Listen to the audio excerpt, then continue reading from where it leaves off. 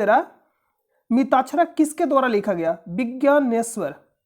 किसके द्वारा लिखा गया? विज्ञानेश्वर। अभिज्ञान शकुंतलम और मलविका अग्निमित्रम किसके द्वारा लिखा गया? कालिदास के द्वारा। ऐसा मोस्ट इंपोर्टेंट प्रश्न बनता है, सीधा प्रश्न पूछेगा कि अग्नि क्या है? अभिज्ञान शकुंतलम किसके द्वारा लिखा गया? यह रचित किताब है, तो कालिदास के द्वारा यह रचित बुक है। मलविका अग्निमित्रम कालिदास। मुद्रा राक्षस विशाखदत्त। मृच्छकटिकम शूद्रक। और यहाँ पे एक और कर लीजिएगा, मेघदूत, ये भी किसके द्वारा लिखा गया? कालिदास के द्वारा लिखा गया। कामसूत्र वात्सायन। काव्य मीमांसा और कर्पूर मंजरी किसके द्वारा लिखा गया? राजेश शेखर। हर्षचरित बाणभट्ट के द्वारा लिखा गया। अमरकोश अमरसी। मलिंद पान्हो नागसेन। बृहत संहिता ब्राह्महिर। उत्तर रामचरित्र किसके द्वारा लिखा गया? भवभूति के द्वारा लिखा गया। राजतरंगिणी मोस्ट इंपॉर्टेंट है, कल्हण के द्वारा लिखा गया। और इसमें किसका वर्णन है? तो जम्मू कश्मीर का हिस्ट्री। अगर आपको जम्मू कश्मीर का मतलब इतिहास जानना है तो आप कल्हण के द्वारा लिखा गया बुक कौन सा? राजतरंगिणी। इसको आप पढ़िए, आप जान जाइएगा कि जम्मू कश्मीर का जो हिस्ट्री है क्या है। सिद्धांत शिरोमणि भास्कराचार्य। काव्य दर्शन दंडी। गीत गोविंद जयदेव, ये सब तो आपको याद होगा, गीत गोविंद जयदेव। स्वप्न वासवदत्ता भास के द्वारा लिखा गया। पंचतंत्र विष्णु शर्मा। बुद्ध चरित्र अश्वघोष। भागवत गीता और महाभारत किसके द्वारा लिखा गया? वेद व्यास। नाट्य शास्त्र भारत के द्वारा लिखा गया। भरत। रामायण वाल्मीकि। रामचरित्र मानस गोस्वामी तुलसीदास जी के द्वारा लिखा गया। हित उपदेश नारायण भट्ट के द्वारा लिखा गया। और गार्गी संहिता किसके द्वारा लिखा है? कत आयन के द्वारा। और इसे क्या कहा जाता है? ज्योतिष ग्रंथ के नाम से भी जाना जाता है। तो सीधा प्रश्न पूछेगा कि ज्योतिष ग्रंथ के नाम से किससे जाना जाता है? तो गार्गी संहिता को ज्योतिष ग्रंथ के नाम से जाना जाता है। और ये किसके द्वारा लिखा गया? कतायन के द्वारा लिखा गया। कृति कौमुदी सोमेश्वर के द्वारा लिखा गया बुक है कृति कौमुदी। तो ये मोस्ट इंपॉर्टेंट किताब है जो आप याद रखिएगा। और यहाँ अभिज्ञान शकुंतलम और मलविका अग्निमित्रम, अभिज्ञान शकुंतलम और मलविका अग्निमित्रम एक किसके द्वारा लिखा गया? कालिदास। और मेघदूत भी यहाँ पे कर लीजिएगा, मेघदूत भी किसके द्वारा लिखा गया? कालिदास। और मिताक्षरा विज्ञानेश्वर। मुद्रा राक्षस विशाखदत्त और मृच्छकटिकम शूद्रक। तो प्रश्न।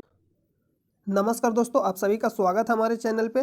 चैनल पर पहली बार आए तो वीडियो का पूरा जरूर देखें, और इसका पीडीएफ चाहते हैं तो टेलीग्राम चैनल से जाकर ज्वाइन हो जाइएगा, जिसका लिंक आपको वीडियो के डिस्क्रिप्शन में मिलेगा, या आपको टेलीग्राम चैनल पर जाकर सर्च करना है स्टडी लिंक पीडीएफ, वहाँ से भी जाकर आप ज्वाइन हो सकते हैं। तो आइए हम लोग सीधा वीडियो को शुरू करते हैं। और आप चैनल पर पहली बार विजिट कर रहे हैं तो वीडियो को पूरा जरूर देखें, और आप टेलीग्राम चैनल से जाकर अभी तक ज्वाइन नहीं हुए तो वहाँ से जाकर आप ज्वाइन हो जाइएगा, क्योंकि जो भी वर्तमान में एग्जाम होता है उसका ऑफिशियल पेपर आपको वहाँ प्रोवाइड किया जाता है, तो आप वहाँ से जाकर आप पेपर को डाउनलोड कर सकते हैं। तो आइए हम लोग सीधा वीडियो को शुरू करते हैं। आज का जो पहला प्रश्न है, दुर्गेश नंदिनी के लेखक कौन थे? ये जो प्रश्न पूछा गया, दुर्गेश नंदिनी के लेखक कौन थे, इसका राइट आंसर क्या हो जाएगा? बंकिम चंद्र चटर्जी। और राष्ट्रीय गीत कौन लिखे थे? बंकिम चंद्र चटर्जी। ये भी नोट कर लीजिएगा। वंदे मातरम जो है राष्ट्रीय गीत, राष्ट्रीय गीत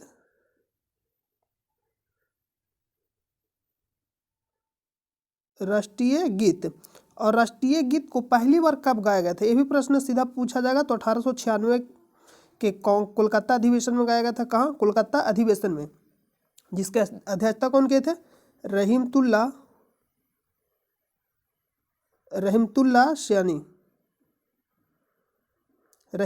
सयानी। रविंद्रनाथ टैगोर मोस्ट इंपोर्टेंट राष्ट्रीय गान।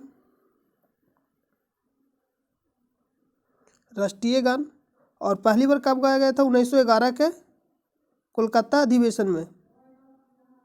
1911 के कोलकाता अधिवेशन में पहली बार राष्ट्रीय गान कब गाया गया था? 1911 के कोलकाता अधिवेशन में रविंद्रनाथ टैगोर जी के द्वारा लिखा गया था। और इसकी अध्यक्षता कौन किए थे? पंडित बिशन नारायण धर। पंडित बिशन नारायण धर। तो इसको आप नोट कर ले, पंडित बिशन नारायण धर। और प्रेमचंद मोस्ट इंपोर्टेंट है, प्रेमचंद।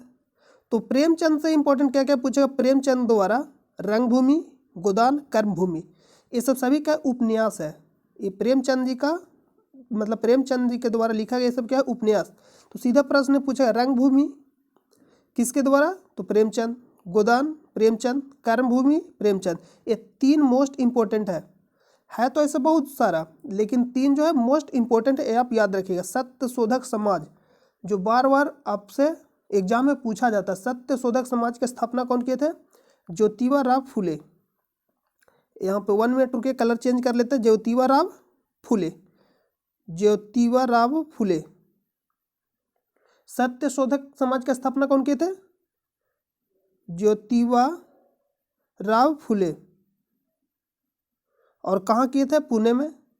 यहाँ पे कोष्ट में करके लिख लीजिएगा, पुणे में, पुणे में किए थे इसका स्थापना। और कब किए थे, 1873 में।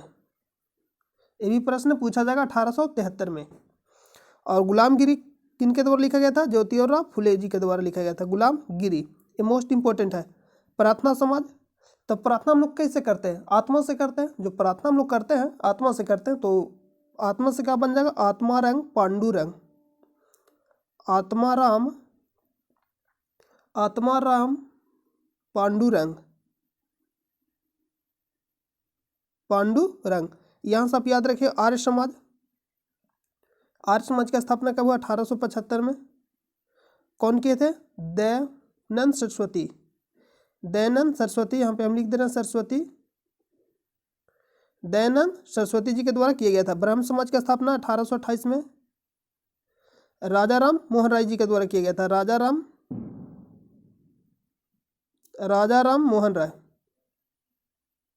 राजा राम मोहन राय जी के द्वारा किया गया था। और राजा की उपाधि किसने दिया, राजा राम मोहन राय को अकबर द्वितीय, यानी अकबर सेकेंड। ये भी आप नोट कर लीजिएगा। नेक्स्ट है रामकृष्ण मिशन, रामकृष्ण मिशन का स्थापना कब हुआ, 1897 में। किनके द्वारा किया गया था, विवेकानंद, विवेकानंद जी के द्वारा किया गया था, Vivekananda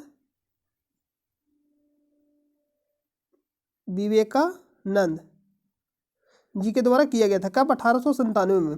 Ramakrishna mission. Theosophical Society most important है, थियोसॉफिकल सोसाइटी का स्थापना कब हुआ, ये भी हुआ था 1875 में। थियोसॉफिकल सोसाइटी का स्थापना कहाँ हुआ था, न्यूयॉर्क, और न्यूयॉर्क कहाँ पड़ता है, यूएसए में। किसने किया, ये प्रश्न सीधा आपसे पूछा जाएगा, तो मैडम हेलिना। तो आप सीधा याद रखिएगा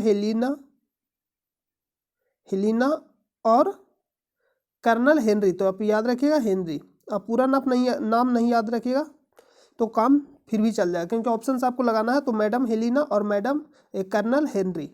न्यूयॉर्क यूएसए में थियोसॉफिकल सोसाइटी का स्थापना हुआ। सर्वेंट ऑफ इंडिया 1905 में, सर्वेंट ऑफ इंडिया 1905 में, सर्वेंट ऑफ इंडिया 1905 में। गोपाल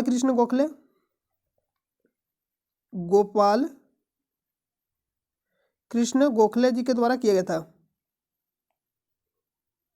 गोपाल कृष्ण गोखले। और ये गोपाल कृष्ण गोखले कौन थे, महात्मा गांधी के राजनीतिक गुरु। गोपाल कृष्ण गोखले महात्मा गांधी के राजनीतिक गुरु थे। और गोपाल कृष्ण गोखले के राजनीतिक गुरु कौन थे, एमजी रनाडे। तो इसका राइट आंसर क्या हो जाएगा, ये जो मोस्ट इंपॉर्टेंट है, इसको आप जरूर याद रखिएगा। अगला प्रश्न पर चलते हैं। भारत में अंग्रेजी शिक्षा को बढ़ावा देने में निम्नलिखित में से किसकी महत्वपूर्ण भूमिका थी, Macaulay. Option number C right हो जाएगा। नेक्स्ट जो प्रश्न देखिए, जो भी एग्जाम से रिलेटेड जो इंपॉर्टेंट प्रश्न बनेगा, जहां से बनेगा आपको हम बता देंगे वहां। किसने अपनी पुस्तक गुलामगिरी 1871 में जाति व्यवस्था की कृतियों के बारे में लिखा था, अभी तुरंत आपको बताएं, ज्योतिबा फुले। ज्योतिबा गोविंदराव फुले पूरा नाम है, तो ज्योतिबा फुले। कब, 1871 में, 1871 में। गुलामगिरी 1871 में। और एक सत्यशोधक समाज का स्थापना किए थे, सत्यशोधक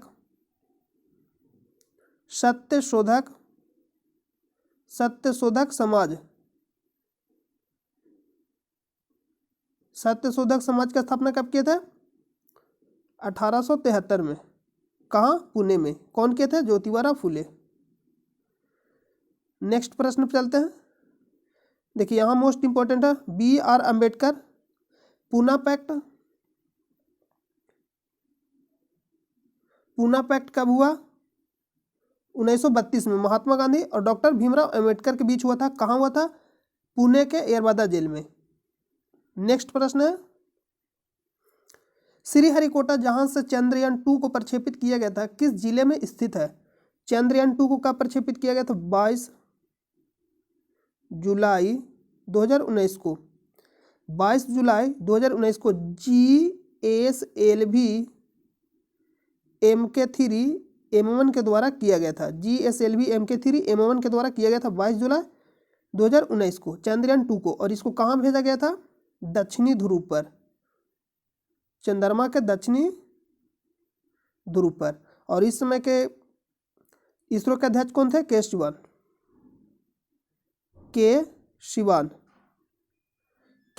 और के शिवान को रॉकेट मैन ऑफ इंडिया के नाम से जाना जाता है।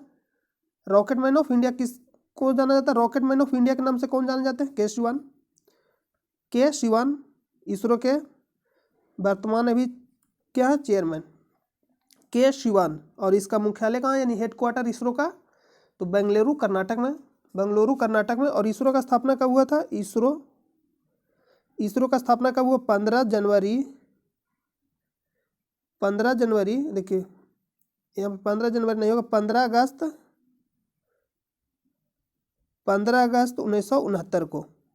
और 1969 में ही 14 बैंकों का राष्ट्रीयकरण हुआ। 1969 में ही पहली बार मानव कहाँ गया? चंद्रमा पे गया, नील आर्मस्ट्रांग। और 1969 में ही दादा साहब फाल्के पुरस्कार का स्थापना हुआ। तो ये मोस्ट इंपॉर्टेंट है। और के शिवान को हम लोग किस नाम से जानते हैं? Rocket man of India. और मिसाइल मैन ऑफ इंडिया के नाम से कौन जाने जाते हैं? APJ अब्दुल कलाम। और missile women of India Tessy Thomas. Tiger man of India Kailash Sankhala. Bird man of India Salim Ali. तो ये मोस्ट इंपॉर्टेंट है जो आपको याद रहना चाहिए। तो यहाँ क्या पूछा प्रश्न? श्रीहरिकोटा जहाँ से चंद्रयान 2 को प्रक्षेपित किया गया था किस जिले में स्थित है? नेल्लूर। और ये श्रीहरिकोटा कहाँ पड़ता है? आंध्र प्रदेश में। देखिए यहाँ पे आपका श्रीहरिकोटा है। देखिए यहाँ पे यहाँ तक है, यहाँ पे आपका श्रीहरिकोटा, इधर आपका क्या हो जाएगा? तमिलनाडु। नेक्स्ट प्रश्न है, देखिए यहाँ प्रश्न पूछा कि चंद्रयान 2 मिशन के दौरान भारतीय अंतरिक्ष अनुसंधान संगठन के अध्यक्ष कौन थे? के शिवान। और के शिवान को किस नाम से जाना जाता है? Rocket man of India. 15 अगस्त 1969 को किसका स्थापना हुआ? इसरो का स्थापना हुआ 15 अगस्त 1969 को। ऑप्शन नंबर डी क्या हो जाएगा? राइट हो जाएगा।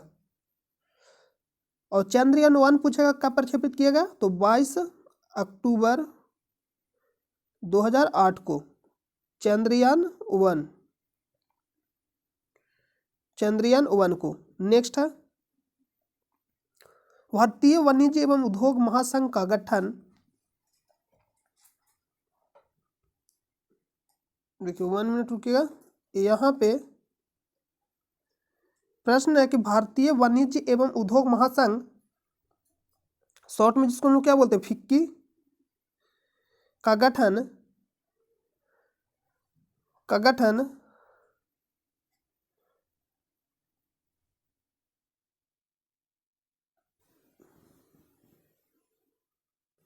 देखिए यहाँ पे भारतीय वाणिज्य एवं उद्योग महासंघ फिक्की का गठन निम्न में से किस वर्ष किया गया था? तो सबसे पहले यहाँ पे आप एक नोट देखिए कि भारतीय वाणिज्य एवं उद्योग महासंघ फिक्की, नाम क्या है? फिक्की। एक सेकेंड रुकिए, यहाँ पे आपका भारतीय वाणिज्य एवं उद्योग महासंघ फिक्की भारत के व्यापारिक संगठनों का संघ है। इसकी स्थापना वर्ष 1927 में महात्मा गांधी की सलाह पर, किसके सलाह पर? महात्मा गांधी की सलाह पर घनश्याम दास बिड़ला एवं पुरुषोत्तम ठक्कर द्वारा की गई थी। इसका मुख्यालय कहाँ स्थित है? नई दिल्ली में। अब प्रश्न क्या पूछ रहा कि फिक्की का गठन किस वर्ष में किया गया था? तो 1927 में। ऑप्शन नंबर ए राइट हो जाएगा। 1930 में क्या होगा? सविनय अवज्ञा आंदोलन। 1932 पूना पैक्ट किनके बीच हुआ था? डॉक्टर भीमराव अम्बेडकर और महात्मा गांधी जी के बीच हुआ था। डॉक्टर भीमराव अम्बेडकर और महात्मा गांधी जी के बीच हुआ था पूना पैक्ट। कब हुआ? 1932 में। कहाँ हुआ था? पुणे के यरवादा जेल में। ये सारा प्रश्न आपसे पूछा जाएगा। नेक्स्ट है, भारत छोड़ो आंदोलन को महात्मा गांधी द्वारा अखिल भारतीय कांग्रेस समिति के मुंबई तत्कालीन, जिसको हम बोलते हैं बॉम्बे, अधिवेशन में शुरू किया गया था।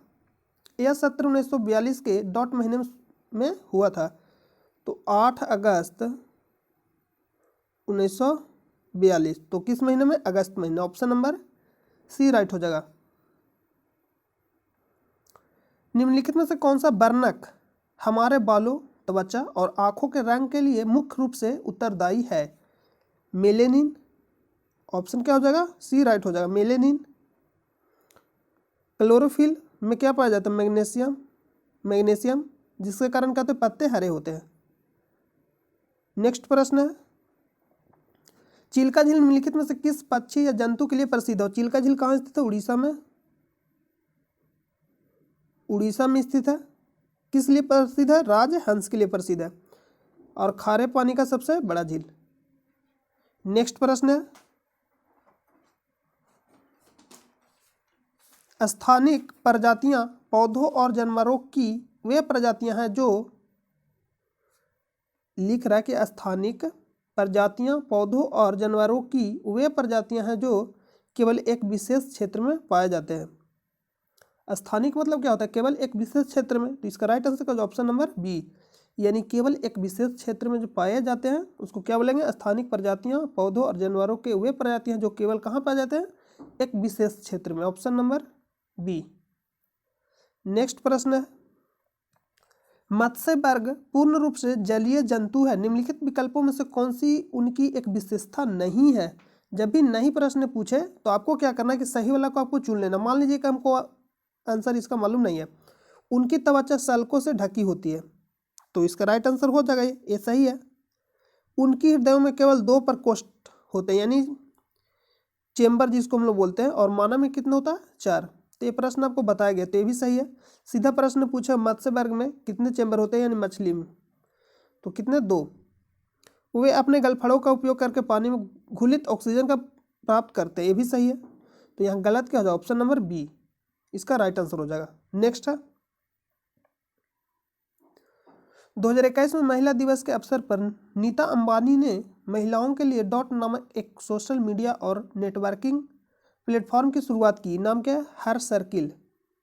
हर सर्किल। तो ये प्रश्न पूछा जाएगा, अभी जो वर्तमान में एग्जाम होगा उसमें पूछा जा सकता है, तो इसको आप याद रखिए, हर सर्किल। पादपों को समूहों में विभाजित किया जाता है। निम्न विकल्पों में से कौन सा उनमें से एक नहीं है? तो सबसे पहले विभाजित किया जाता है उसको देखिए, पादप जगत। यहाँ पर हो जाएगा क्रिप्टोगेम्स, जिसको हम लोग हिंदी में क्या बोलते हैं? पुष्पेदित, यानी पुष्पेदित, इसको बोलते हैं इंग्लिश में क्रिप्टोगेम, फाइंड्रोगेम। और क्रिप्टोगेम को 3 भागों में बांटा जाता है, थाइलोफाइटा, ब्रायोफाइटा, टेरिडोफाइटा। और फिर थाइलोफाइटा को शैवाल, कवक और जीवाणु में बांटा जाता है। और पुष्पेदी यानी फाइंड्रोगेम को हम लोग 2 भागों में यहाँ से बांटते हैं, नगन बीजी और एक आवृत बीजी। और आवृत बीजी में हो जाता है एक बीजपत्री और द्विबीजपत्री। तो यहाँ जो प्रश्न पूछा कि पादपों को समूहों में विभाजित किया जाता है, जो पादप होता है पादपों को समूहों में विभाजित किया जाता है। निम्न विकल्पों में से कौन सा उनमें से एक नहीं है, ये आपको बताना है। थाइलोफाइटा है, आवृत बीजी है, नगन बीजी है, लेकिन आर्थ्रोपोडा नहीं है। तो ऑप्शन नंबर ए राइट हो जाएगा। देखिए यहाँ नगन बीजी भी है, आवृत बीजी भी है और थाइलोफाइटा भी है। सबसे बड़ा समूह कौन सा? थाइलोफाइटा। नेक्स्ट है, वैश्विक स्तर पर विश्व साइकिल दिवस कब मनाया जाता है? 3 जून को। कब मनाया जाता है? 3 जून को। और 22 मार्च को कौन सा दिवस मनाया जाता है? विश्व जल दिवस। 22 अप्रैल को पृथ्वी दिवस। 22 मई को विश्व जैव विविधता दिवस। 15 जनवरी थल सेना दिवस। 8 अक्टूबर वायुसेना दिवस। 4 दिसंबर क्या हो जाएगा? Navy day. तो इसका राइट आंसर क्या हो जाएगा इस प्रश्न का? साइकिल दिवस 3 जून। नेक्स्ट है, WTO एक वैश्विक संगठन है। WTO के संबंध में निम्नलिखित में से कौन सा कथन गलत है? गलत आपको बताना है। तो हम WTO का फुल फॉर्म क्या बताते हैं? World Trade Organization. इसका पूर्ण रूप वर्ल्ड ट्रांसपोर्ट ऑर्गेनाइजेशन होती है, तो गलत हो जाएगा। तो option number A he right हो जाएगा, क्योंकि गलत ही चुनना था। इसका फुल फॉर्म क्या था? World Trade Organization. यहाँ पे ट्रांसपोर्ट की जगह क्या हो जाएगा? ट्रेड। वर्ल्ड ट्रेड ऑर्गेनाइजेशन यह राष्ट्रों के बीच व्यापार के नियमों से संबंधित है। नाइजीरिया की नगोजी ओंकाजा इवेला संगठन की 7वीं महानिदेशक हैं और ये पहली महानिदेशक, मोस्ट इंपॉर्टेंट, इसको आप नोट कर लीजिएगा, WTO के पहली महानिदेशक नाइजीरिया की नागोजी ओंकाजा इवेला। इसका शीर्ष निर्णायक निकाय मंत्री स्तरीय सभा है, तो ये भी सही है। देखिए, आपको जब भी गलत चुनना है तो आप क्या करिए, सही वाला को आप चुन लीजिए।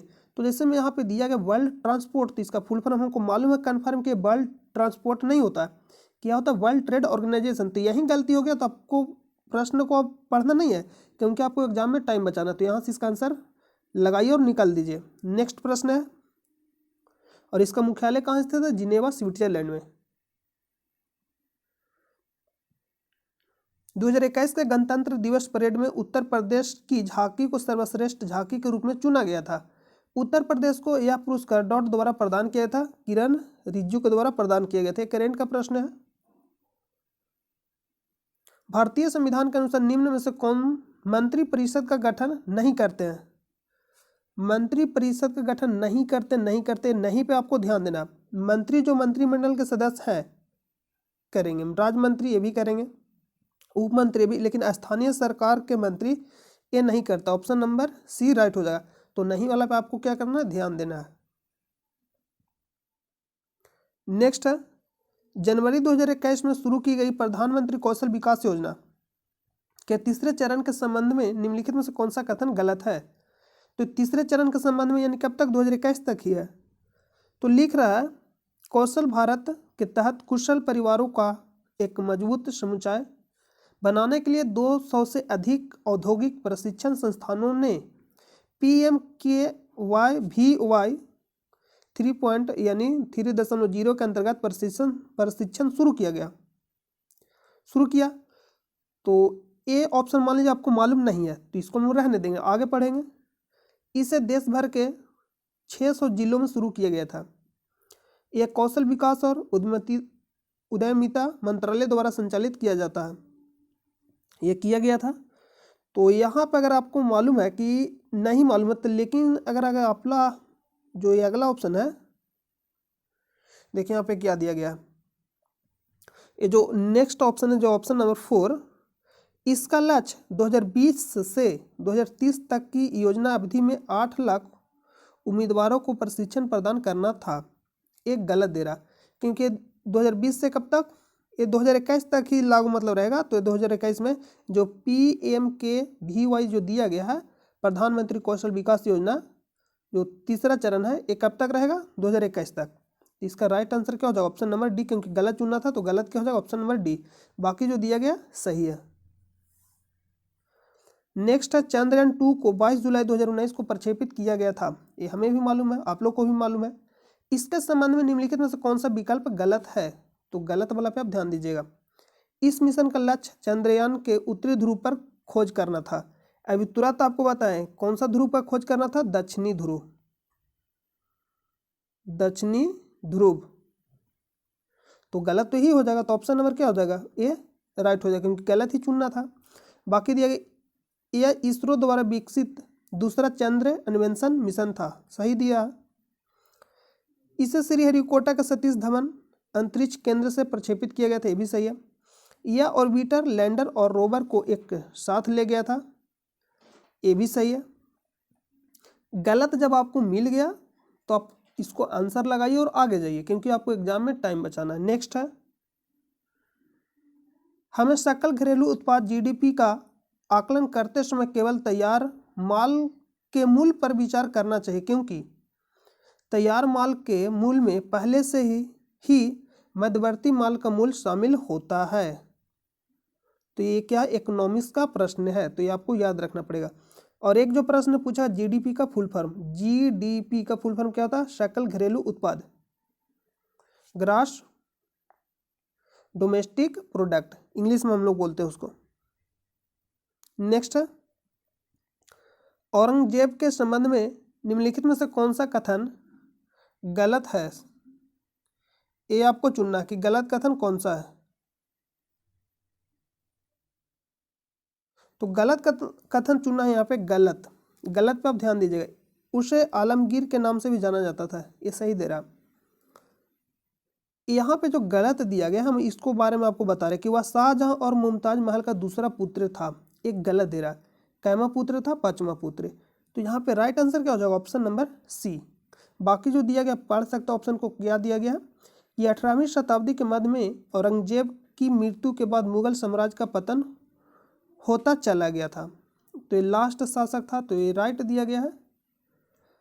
और ऑप्शन बी भी आप पढ़ सकते हैं, भी सही दिया गया। तो यहाँ पे हम आपको क्लीन कर दे रहे हैं। देखिए लिख रहा है कि सत्ता के लिए अपने संघर्ष में औरंगजेब ने अपने भाई दारा को एक लड़ाई में निर्णायक रूप से हराया और अपने पिता को आगरा में अपने ही महल में नज़रबंद कर दिया, ये भी सही दे रहा। यहाँ पे जो दूसरा पुत्र दे रहा है गलत दे रहा है, कैमा पुत्र था? पांचवा। तो इसका राइट आंसर क्या हो जाएगा? ऑप्शन नंबर बी, गलत चुनना था आपको। नेक्स्ट है, नेक्स्ट प्रश्न समाप्त हो गया। तो हम उम्मीद करते हैं कि आपको यह वीडियो पसंद आया होगा, और चैनल पे पहली बार आए तो चैनल को आप सब्सक्राइब कर लें, अपने दोस्तों पर शेयर कर दें। मिलते हैं नेक्स्ट वीडियो में, तब तक के लिए नमस्कार।